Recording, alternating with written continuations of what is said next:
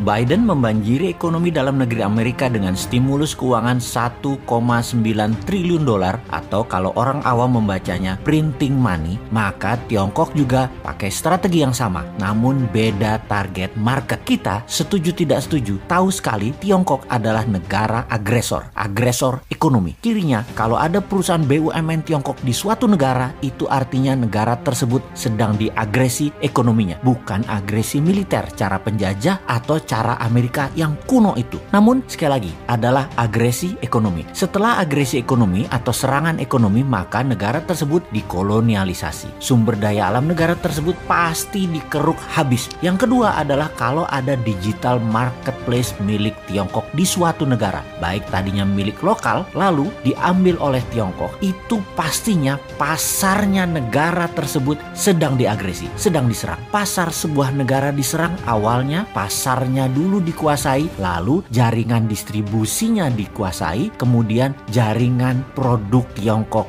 masuk. Kemudian ketika sistem pembayaran non-tunai asing masuk atau pembayaran non-tunai milik lokal kemudian dicaplok Tiongkok langsung atau tidak langsung, ini artinya sistem keuangan negara tersebut sedang diagresi. Semua ini terbungkus rapih dengan propaganda manisnya nanti ekonomi suatu negara tersebut jika bergabung dengan Tiongkok nantinya akan indah. Itu janjinya mereka, itu persepsi yang diberikan oleh mereka. Tapi nanti negara tadi suatu hari mereka jadi tua. Nanti negara yang diagresi tadi jadi kurus. Negara yang dikoloni jadi jelek, tak terawat karena nggak ada biaya maintenance, nggak ada biaya krim malam, nggak ada biaya sunblock, nggak ada biaya PRP, nggak dikrimbat rambutnya, nggak dipilates bodinya, nggak dikasih makan sehat tubuhnya. Begitu tua, jelek, penyakitan, pindahlah Tiongkok tadi cari bini baru. Sama, nggak bakal dirawat juga mereka. Ya dipakai terus aja sampai kering. Sedulur, perlukah kita urai apa sih yang negara tersebut atau negara selir-selir Tiongkok itu dikerjainnya? Juga ada pertanyaan, kok banyak sih negara mau jadi selirnya dan harus melayani kaisar Tiongkok tersebut? Strategi ekonominya ya sama seperti informasi di awal, dengan printing money. Itulah mengapa kita katakan berkali-kali, siapa negara yang pakai MMT? Ya hanya Tiongkok dan Amerika. Negara lain pakai teori ekonominya Adam Smith, pakai John Maynard Keynes, pakai ilmu-ilmu itu dah. Lalu bagaimana cara agar setelah SDA sebuah negara sudah di tangan,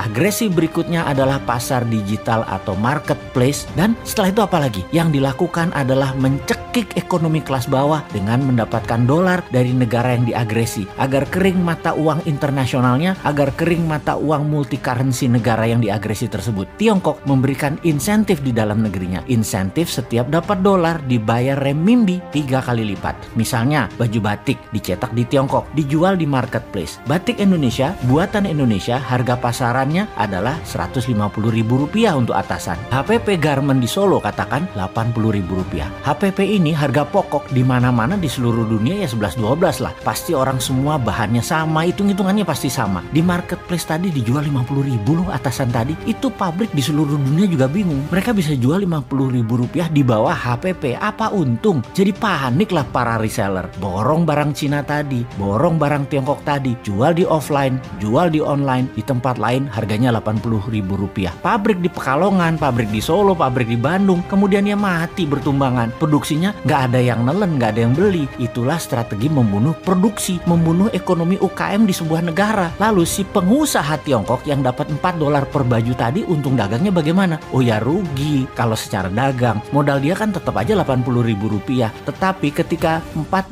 tadi uangnya masuk ke Tiongkok oleh pemerintah Tiongkok, dolar tadi bukan diberikan dolar, tapi diberikan renminbi yang nilainya 3 kali lipat dari nilai yuan terhadap dolar, alias mereka dapat sekitar $12 atau Rp150.000. Jadi modal tetap Rp80.000, jual dapat Rp150.000 karena dolarnya dikali 3 kan terhadap renminbi. Ya untung juga pedagangnya. Di sini dolar masuk Tiongkok dan renminbi dicetak aja, kasih ke rakyatnya sendiri. Toh untuk sektor produksi, Tiongkok print money renminbi 3 kali lipat transaksi dolar masuk ke Tiongkok. Itu kuncinya. Disinilah pedagang untung. Underlying printing renminbinya ada 2. 1, dolar yang nilainya sepertiga, sisanya manufaktur Tiongkok, sektor produktif, nggak bakal inflasi. Itulah teori MMT. Dengan satu strategi printing money, Tiongkok dapat dolar, Tiongkok dapat meningkatkan produksi, Tiongkok mematikan UKM negara koloninya, dan bisnis Tiongkok terus menyedot wilayah-wilayah lainnya lagi. Simpel kan bernegaranya mereka? Kok beginian aja nggak bisa ditiru sih? sih? Tempe bener. Nyampe nggak sih ilmu beginian ke pejabat ekonomi dan keuangan negara? Oke lah, sing sabar ya kaum new mind. Kita nonton aja old mind mainin negara. Walau nggak enak nontonnya, agak wagu,